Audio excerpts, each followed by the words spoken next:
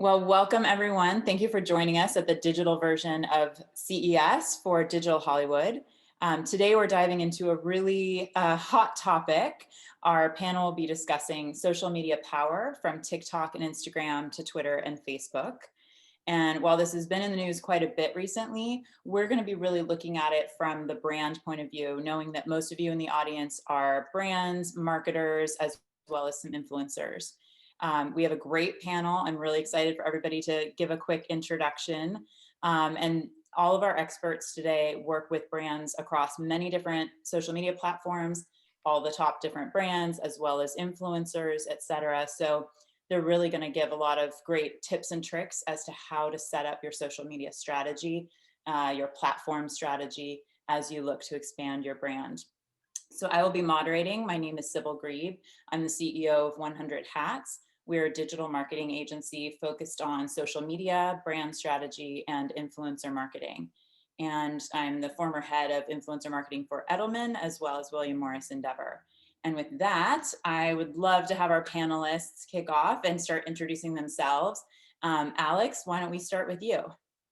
Hi, I'm Alexandra Devlin. I've been in entertainment for about 13 years, specifically in digital for about 7. And currently I'm a digital commercial crossover agent at William Morris Endeavor. I specialize in sourcing and securing brand endorsement deals, licensing and merch opportunities, and I specialize in creative and digital strategy for both our traditional and our digital talent. Great. And Sam? Hi guys, I'm Sam Christie. I currently oversee the West Coast on our global business solutions team here at TikTok, where of course, a big part of that responsibility is helping oversee our entertainment relationships. So very excited today to be chatting a little bit more about what TikTok's done in the last two and a half years and change, we'll call it, and how we're further immersing ourselves in the entertainment environment where we truly feel that we are equal parts tech and entertainment partner when it comes to what we're delivering our goods today to our consumers. Perfect. And Kathy? Yeah, hi, I'm Kathy Case. I'm Chief Media Officer for the Ad Council, and I oversee our media strategy and partnerships for representing over 35 campaigns that are like brands. They're sponsored by government organizations like Texting and Driving, Anti-Bullying, Feeding America. And, we leverage and have relationships with most of the great platforms that we're going to be talking about today. So I'm excited about sharing some of the great results we've had. Great. And Chris? Chris Sautel, head of our digital department here at ICM Partners, full 360 representation business from motion picture, TV, branding, sports, where we help leverage our audience, our talent with social media audiences and building businesses, 360 businesses around every single one of those verticals. Perfect. And Jennifer? Yes, hi, I'm Jen Perry. I'm the Vice President of the Creator Network at Univision. Our mission at Univision is really to inform, empower, and entertain our audiences, and we do that through cable, broadcast, our audio platforms, and our digital platforms. As the VP of the Creator Network, my main focus is essentially managing what is our internal influencer agency. So what we do is we partner with influencers across the US, Latinx influencers, to reach that Gen Z and millennial digital audience. Perfect. Well, I'm super excited to kick off this conversation with you guys. I think the first thing for brands as they're really looking at the social media landscape with all of these different platforms is trying to figure out, which platforms should we be on? Where are we going to see the most return? What's going to deliver best for our brand? And so Jen, I thought we would, kick that off with you with some advice that you've seen. Yeah, I think, it can be daunting at first for somebody who's trying to figure out their strategy. The way I like to look at social media when I first approach it is, take a step back, take off your marketing hat, and just remember that social media is really intended to be a place to build community and to really extend the experience of your brand. So, as you're starting to come up with your strategy, I think there's a couple of things to think about. Number one, who are you trying to target? That is really going to help you decide which platforms are right for you. So if you're targeting B2B, for example, you might want to go straight to LinkedIn. That might be a good first place for you to start, right? If you're trying to reach, millennial moms and you want to tell them about a service that you have through video, maybe a place like Instagram or YouTube might be a great place for you. So knowing who you're targeting is really, really important as you're starting to build your strategy and figuring out which platforms are right for you. Yeah, absolutely. Anybody else want to add any bits on there? We're definitely open for everyone to jump in as needed. Perfect. I think, one thing that I would add on that is just around the messages that you're looking to communicate as well. And, some things can be very short form and visual, and other things need to be longer form. And so I think taking that into consideration as well as you're looking at which platform is going to really perform best for you. Yeah, and also just like what's your budget? What resources do you have? Like you also want to think ahead, because I think again, as you're building a community, you want to think about longevity. You don't want to just come and do, a couple videos on a platform and then go away. You really want to build that community there. And I think that's a really great first approach for a brand. Yeah. Okay. So then on that note, because obviously creating content, can be very time consuming for brands, managing that community, creating content for that platform. So, how important is it for brands to be creating different content for their different platforms? Kathy, maybe you want to jump in on this one? Yeah, I mean, at Ad Council, as I said earlier, we represent over 35 campaigns that have funding sponsors, and we work on a donated media model basis. So, the great opportunity we have is we're able to really identify the critical platforms that we think are right for the audiences that we're trying to achieve. And then we work closely with each platform to identify the campaign that is most right for their audience. We're fresh off all the COVID support that we received from the media this past year, and we had a great campaign with each of the platforms, frankly, either about social distancing or how, wearing your masks, what you do to take care of your mental health. But with Twitter this past year, a great example, we shared our challenge on, how do we reach their audience with a compelling message around the importance of taking care of your mental health during COVID. And, the messages were pretty heavy during that period. And so we leaned into 4 creators within the Twitter platform, and we worked with Art House, who were part of, who identified the right creators for us. And there was a pop artist, a motions graphics designer, a stop motion animator, and an illustrator. And we asked each of them to take their own creative energy and create a Twitter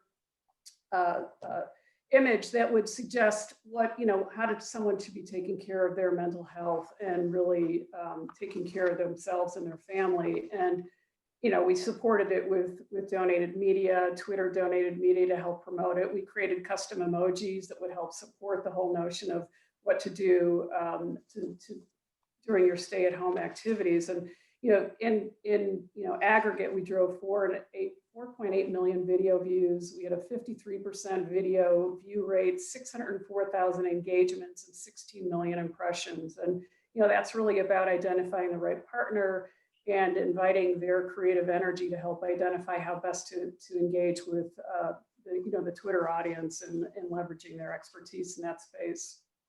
Yeah, that's great.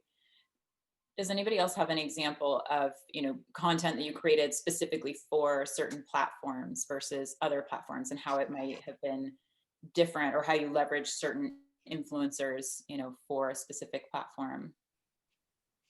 Yeah, I don't have. Oh, sorry, go ahead.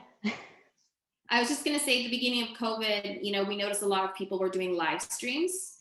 Specifically on Instagram. So again, that's something that we really flocked to at the beginning of COVID to, be good ambassadors of stopping the spread. So we partnered with several influencers. They were already doing lives, by the way. So we didn't even have to ask them to do anything differently. All we did is give them the CDC guidelines and say, hey, if you're out there, if you talk about COVID, as UCN ambassadors, please make sure to be using the best information. And it's from the CDC, here you go. So it's really just identifying the right place that's trending, the right influencers, and how do you support them to do what they're already doing, and maybe just sprinkling in the ask or the campaign.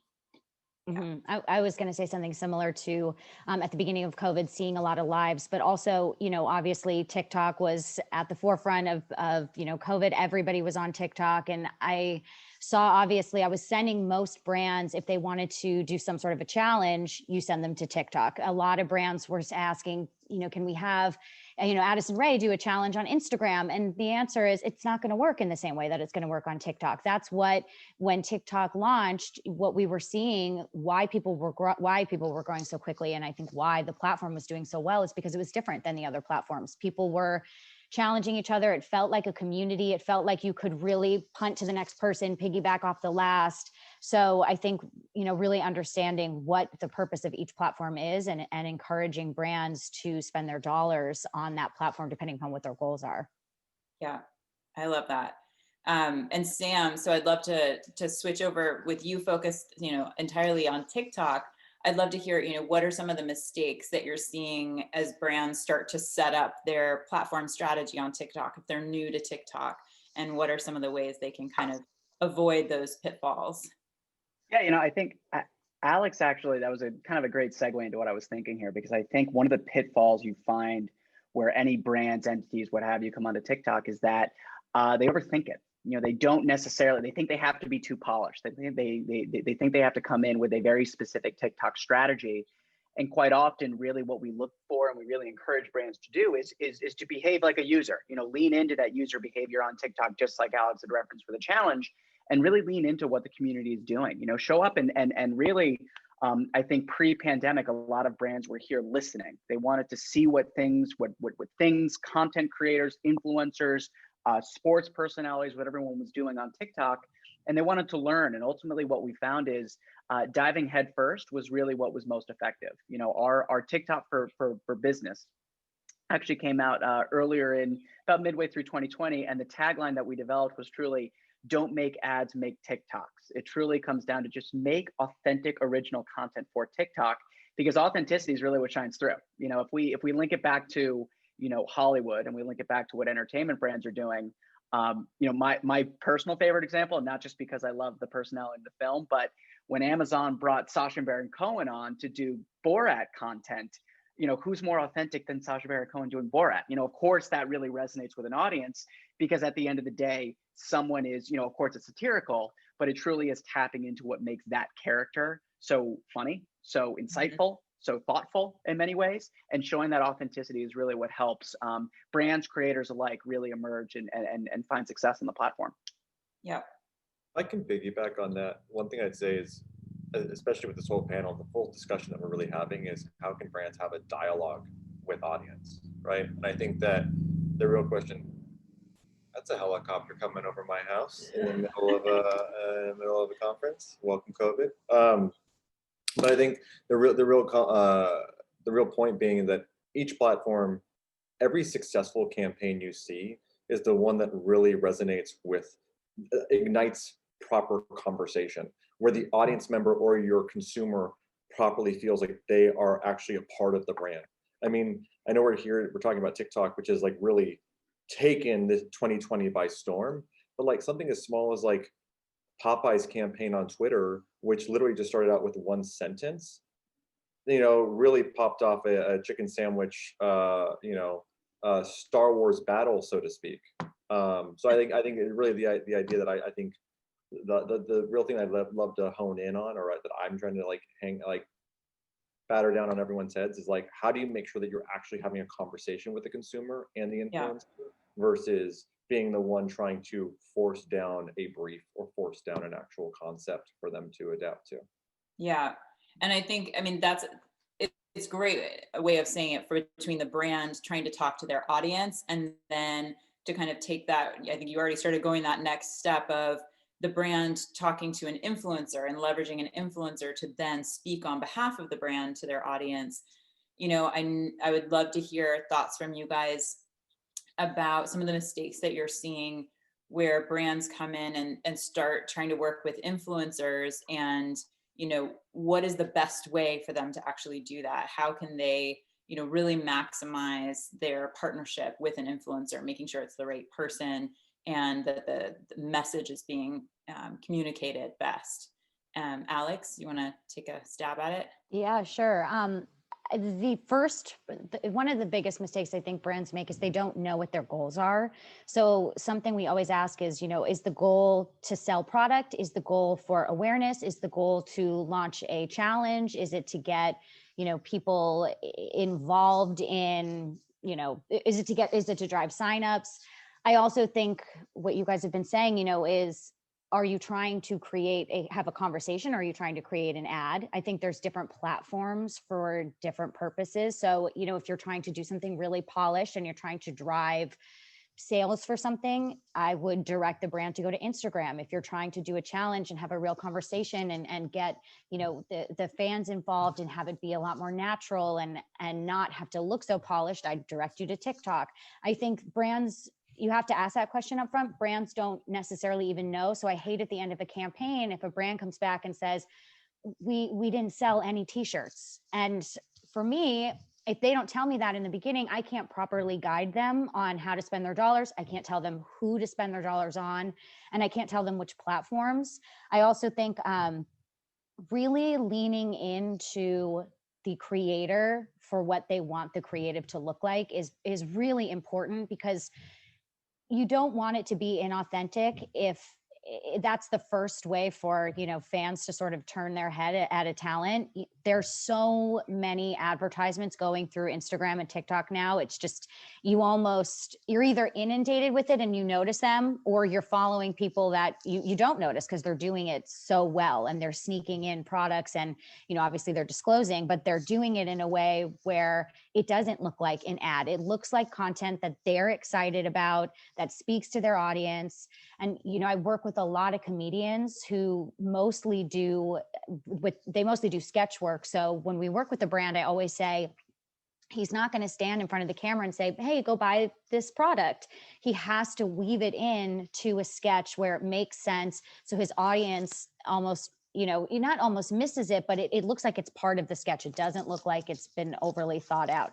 And, you have to really ask the questions, because if a brand says, no, my goal is for the creator to have a bottle and tell client, tell their fans to go buy it, then I'm going to direct them to another client. So, and we're going to work through what the creative is going to look like with that client. But those would be my two biggest things for brands. Know what your goals are so that, you can ask the right questions and be guided the right way, and also lean into your creators to lead the conversation and guide you on what they actually want to do on their channels.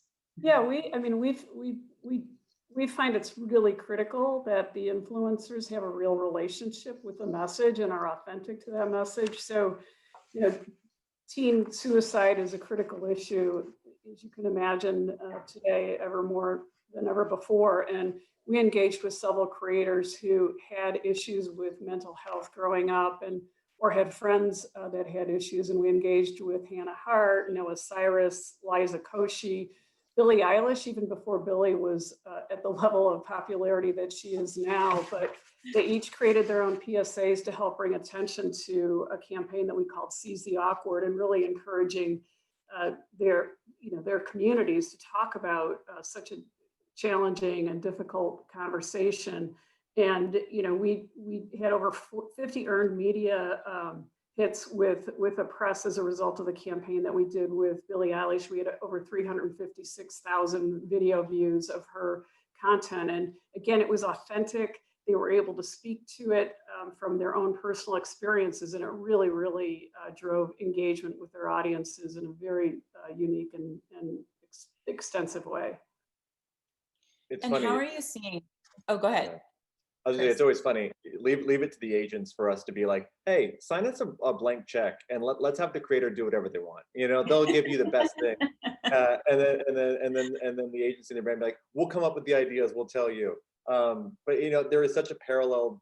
There's such parallel lines, and we just got to come together. We just got to know, like, at the end of the day, we just got to figure it out. And Kathy, I think what you said about having a real relationship with the brand is so important. I remember when I worked on the Seize the Awkward campaign with Addison Rae, and she was really, when it came to her, it spoke to her exactly like what you said. It was something that she struggled with. She knew that her audience struggled with. So she was able to speak to it in a way that it felt authentic because it really was authentic. And that's, I think that's when the power of social media really kicks in. When you hire somebody that has a real affinity for the brand or a love for the brand or connection with the brand, and they speak to it and their audience knows and they get it, and then it forces change. Yeah.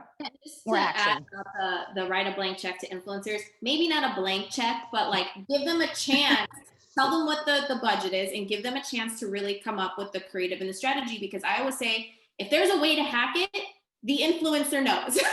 You know, they're going to know better than anyone how to get their audience engaged. So a great example is at Univision. You know, again, we're a publisher as well, and we're a broadcaster. So there was a show, a television show that wasn't.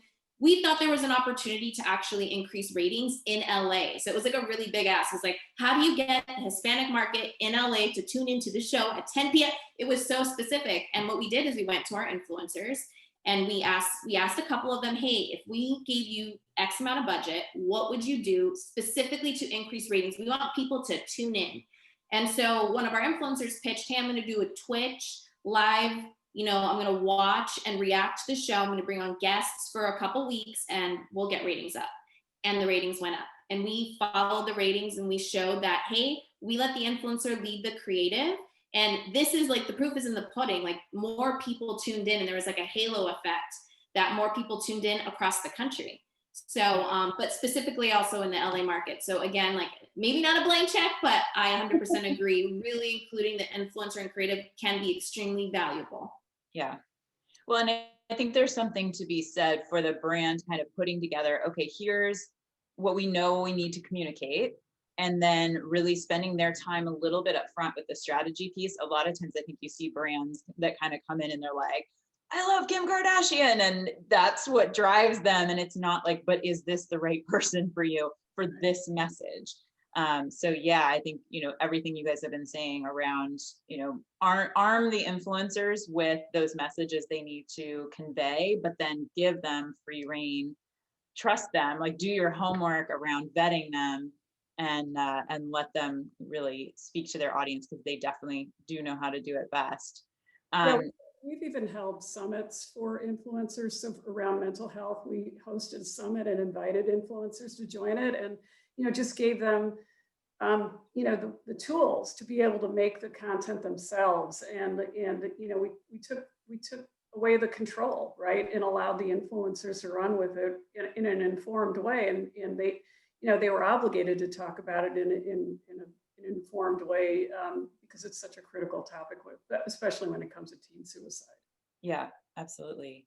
Well, and I think now it'd be interesting. I'd love to hear your guys' thoughts on kind of the pros and the cons of brand created content versus influencer created content, and you know what some of the benefits are on each side. I think, you know, probably we want that combination of both, but I don't know, Sam, if you want to kick off on Yeah. this.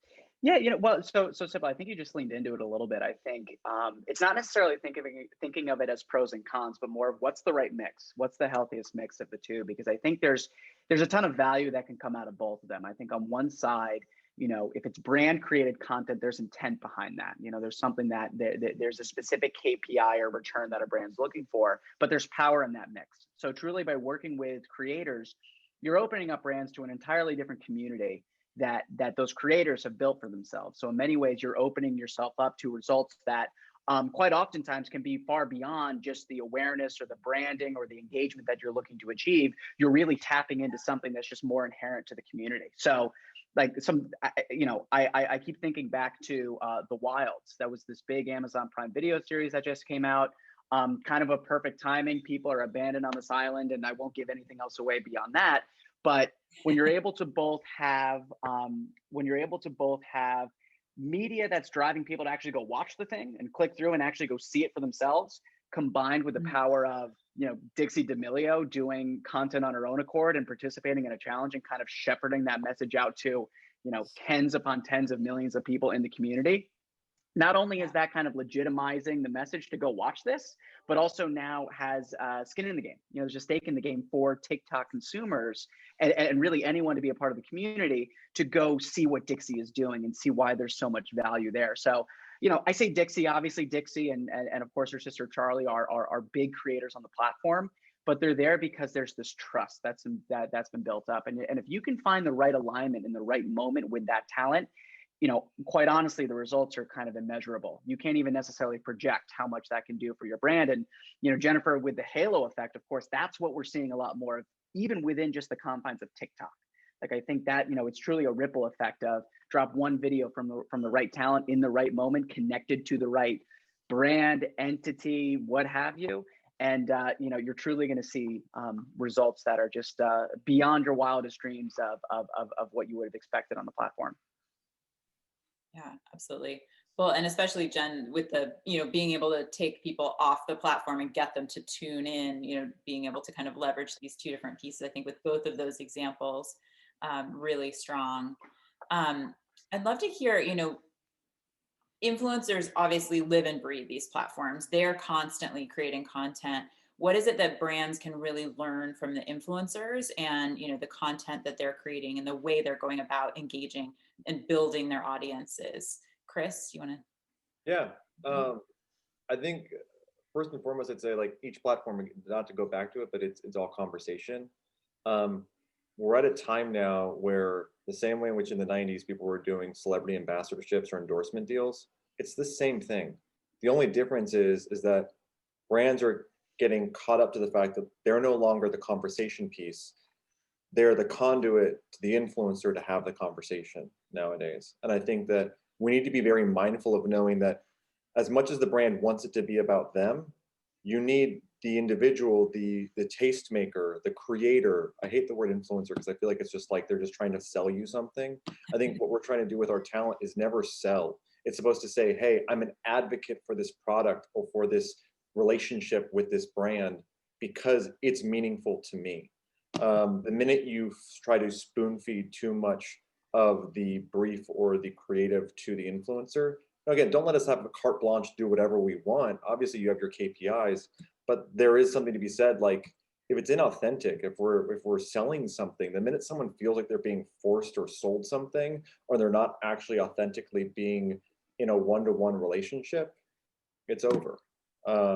It's over. And what about growth in terms of, as you're watching your talent, Alex, if you want to jump in on this, like as you're watching them grow their platforms and grow their social media presence, kind of the best takeaways for how they're expanding, that kind of a brand can mimic in terms of like, here's what talent are doing that's working well.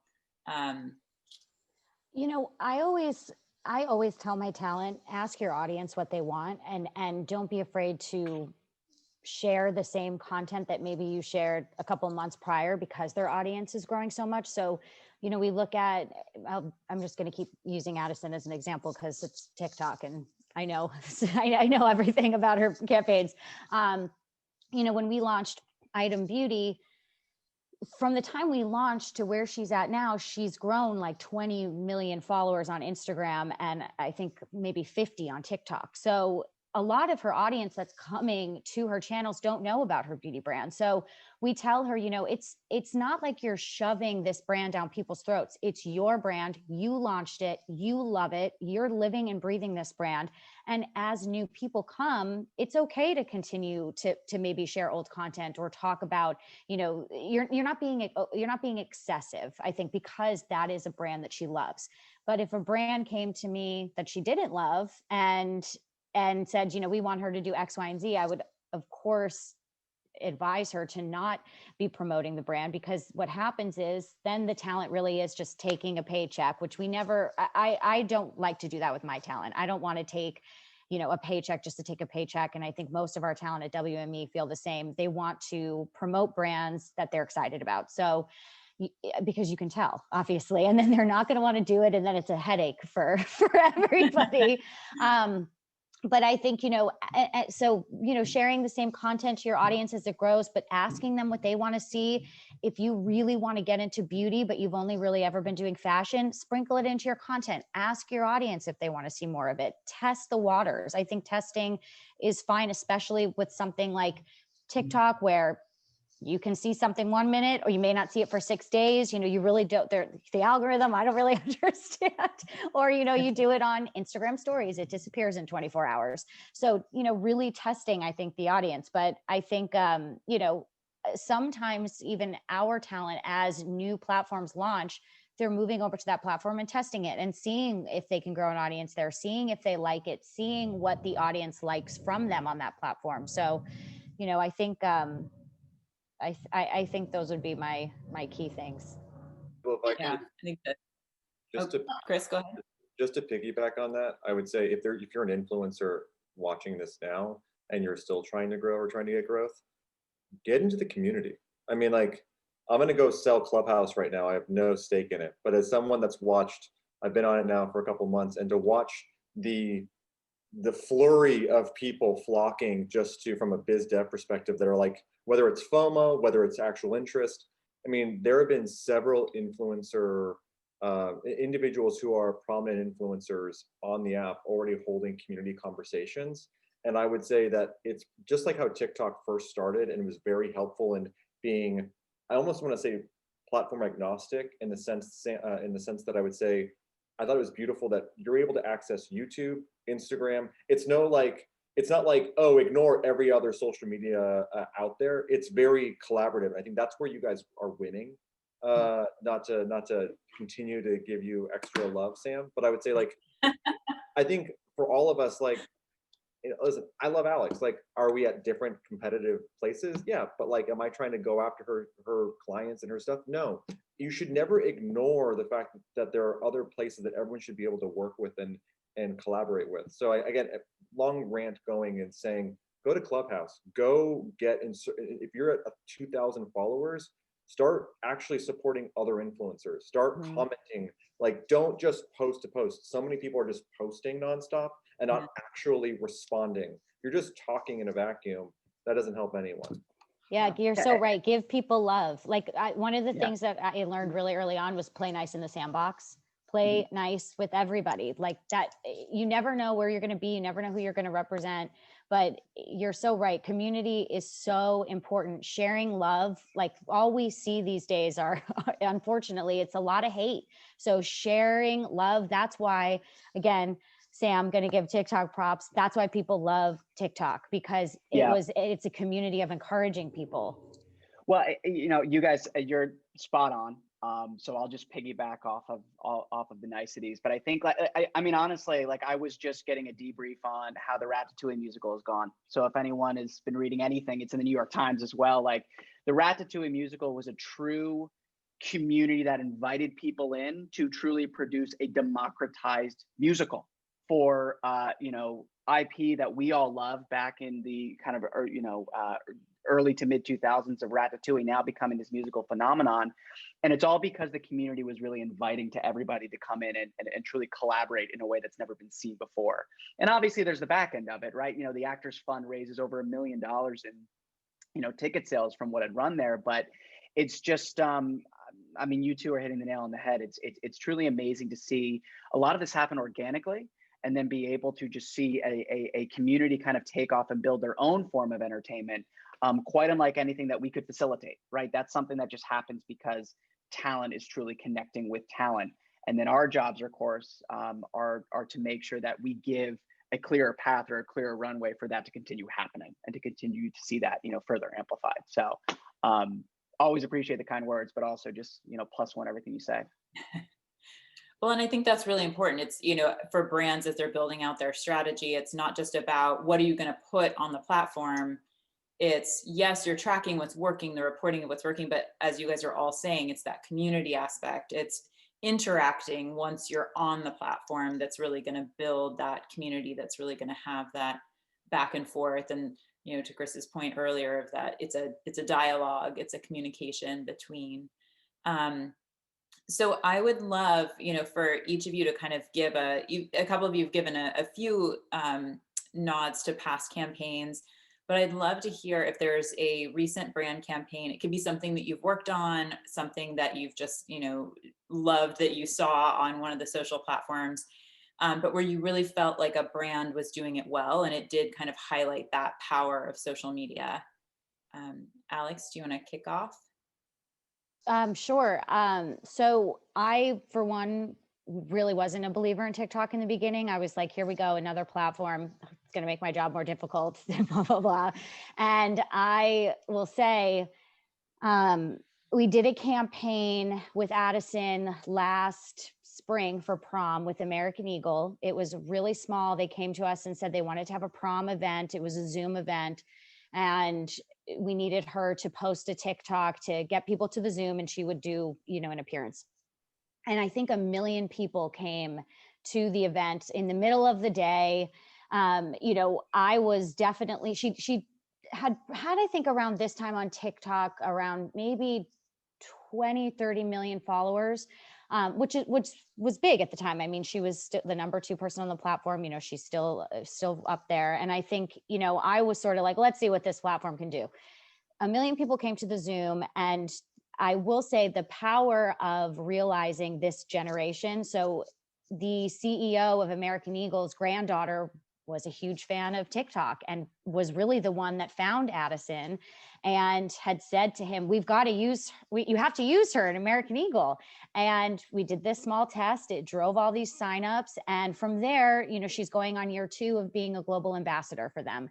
And it was wild what I think, seeing how excited, American Eagle was, because for them, this was their first time using somebody on TikTok as well, and seeing the power of what she could do. And it was reported in December from Women's Wear Daily, Launch Metrics reported that she drove about 4 million in sales last year just from TikTok alone. And I think for them, they had never seen that kind of traffic before, especially in sales from an influencer. So I think what American Eagle did really well was lean into her and her creative, leaned into TikTok, let her have control over how she wanted to speak to the audience. But she really collaborated with them. And we owe a lot to his granddaughter, because it really showed the power of the platform and how these kids are consuming TikTok and how it's driving sales in a new way. And we're very excited. But I think the brand has done such a good job at, her first big campaign with them after prom was the launch of their new Dream Jean. And before they even told us what it was going to be, I remember Addison said to them, my favorite part about American Eagle is your jeans, because I can dance in my TikToks in them. And they were like, well, we're launching a jean for you to dance in your TikToks. Like, it was such a perfect marriage. And I think what we've all been saying, it's leaning into a brand that you actually really love, listening to the creator and leaning into how they want to create their content, and then figuring out how to use all of their platforms for different lanes of marketing, for different creative, but all with the same messaging. And it almost ties in with the point you were making earlier as well about, in this case, it was great that it was the CEO's granddaughter. That's the person who, it's like, ask your audience. If she is more the audience than the CEO, and then it's really important that you're kind of vetting, like, who are the influencers that are, going to be able to, influence you in some way, and that you like that they're doing, you think that they're creating great content, these kinds of things. So it's kind of a perfect way of. Totally. He had no idea who she was at the beginning. So it was, when they called me, they said, this is going to sound crazy, but his granddaughter is a really big fan. Is she a fan of American Eagle? Would she ever want to work with us? And I was like, I can't believe that this is a conversation that I'm having. And then it turned into this massive deal, and it's been so exciting. And it also helped us work much more closely with TikTok too, because of how American Eagle wanted to use TikTok to promote the campaign, how we could use TikTok to promote the campaign. It was really a collaborative effort. And it also goes back to what we're saying, play nice in the sandbox with everybody. Yeah. And interview your grandkids. If that's your target audience. Jen, I'd love to hear some campaigns that you've worked on as well. Yeah, this past summer, we were really excited to do something unique. We usually do at Univision, again, Univision.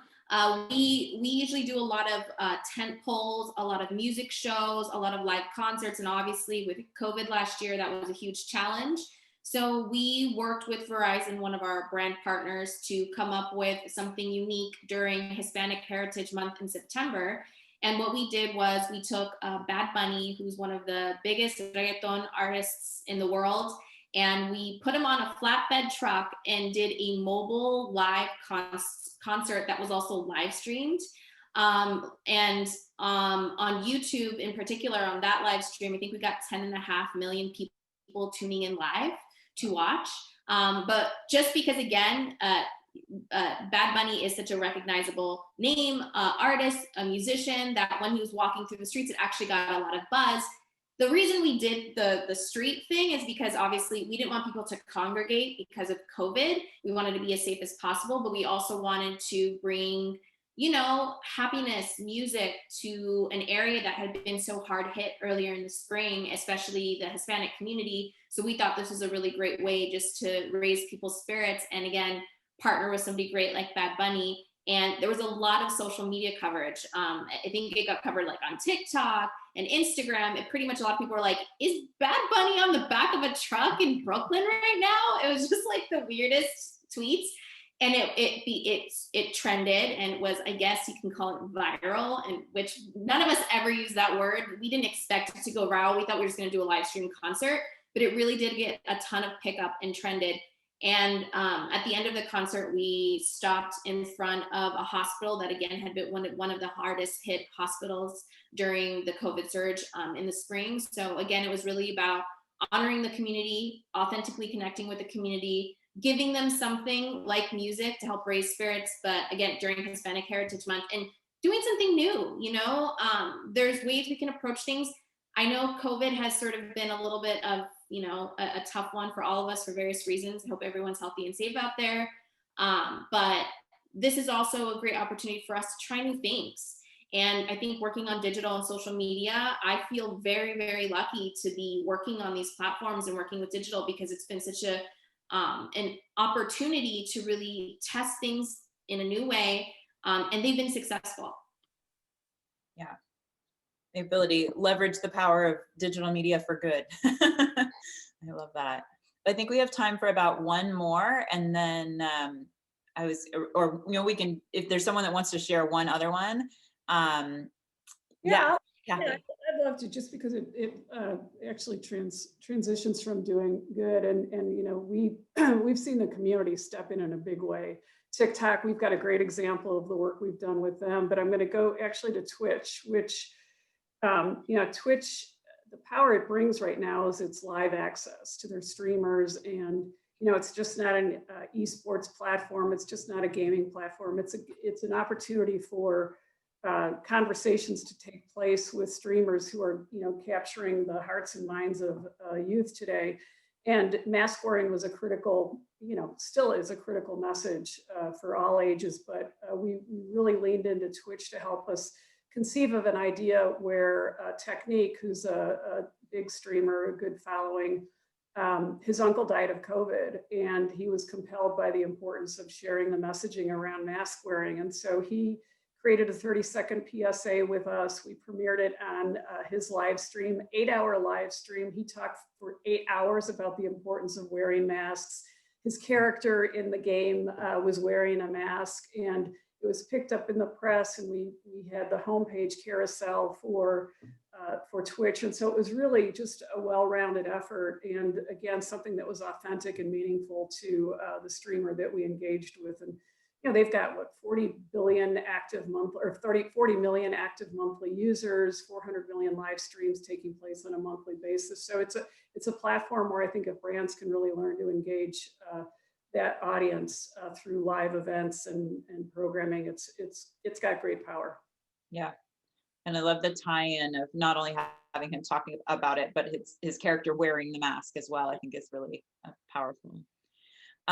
So to wrap up, I thank you guys. This was great. I would love just a super quick round robin of, you know, if brands and marketers have, or influencers as well, that are watching, you know, what is your one, if they take away one thing, what is the one thing, or what is one of the things? I'm sure maybe some people have some crossover there, but Sam, do you want to kick off? Yeah, you know, I think just in the spirit of a lot of what's been shared today, in order to generate that conversation, to get that engagement, to get people seeing you, to be a part of the community, just dive in. You know, I think the great part about our experience in the For You page is that you're always going to find content for someone somewhere on this platform. And I think you're always going to find your audience, no matter if that's 90 million people or if that's 9,000 people. And I think in order to do that, if you're a brand or you're a creator or anyone on the platform, you just got to dive right in and kind of put those inhibitions aside, because there truly is somewhere here to truly be embraced on the platform for all. Okay, so maybe I have to up my TikTok game, I guess. Sybil, we'll see you there. I mean, my cats like to be there. They have upped their game for sure. Jen, would love to hear your advice. Yeah, I mean, I think I'll just reiterate what everyone has already said. Community, remember that again, it's especially if you're a brand or even an influencer who has products to promote, right? Because a lot of our influencers have products that they're promoting themselves. You don't have to push a product in every piece of content that you create. It's really about having that authentic connection and creating that experience, a different type of experience with your audience or customer on social media. So remember, you're part of community, engage with other people, comment, like, follow other people, you know, and really think about what your voice is on the platform, and build a community.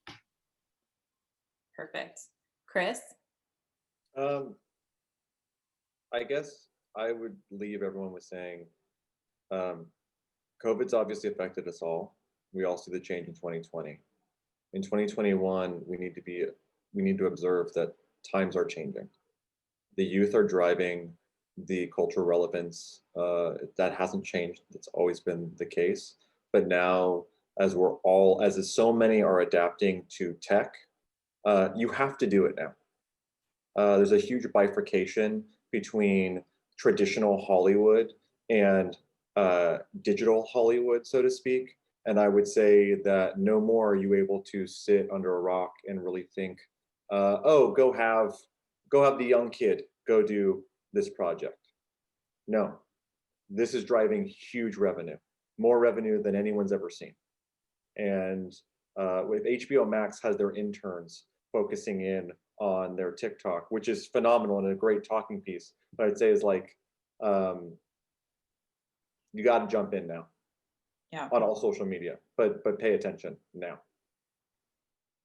And the senior leaders as well. Yes, very much so. Yeah. Kathy, anything you want to add?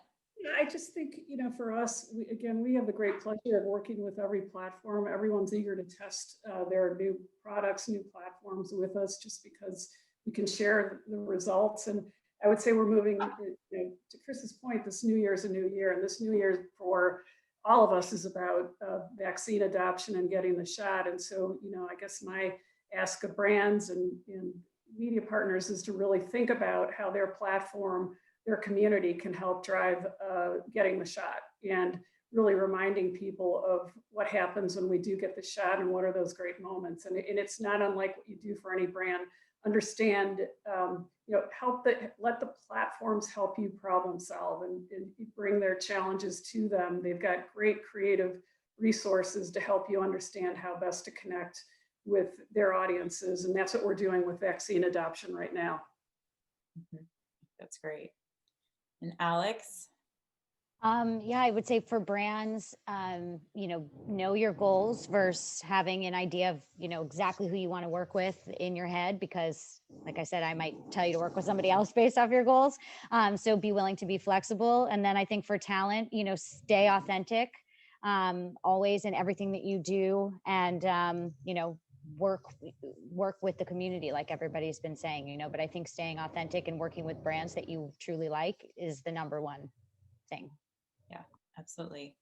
I think, you know, it's been great to hear you guys all talking about, you know, so many different aspects of social media and how to best for brands to set up their strategy, for influencers to maintain their authenticity, for brands to figure out how to leverage influencers and their authentic voices, and kind of, you know, everybody be able to learn more about the social media platforms and kind of take away, you know, the pieces that are going to resonate most for that audience, and figure out what, you know, what's going to perform best, whether you're a brand, you know, marketer of multiple brands, or an influencer. So thank you all so much. And for our audience, if you have more questions or you want to reach out, please reach out to everybody Their names and company names are on the screen right now, so you can reach out to them on LinkedIn. And thank you so much. All right. Thanks, guys. Thanks, Sybil. Thank you. Thank you.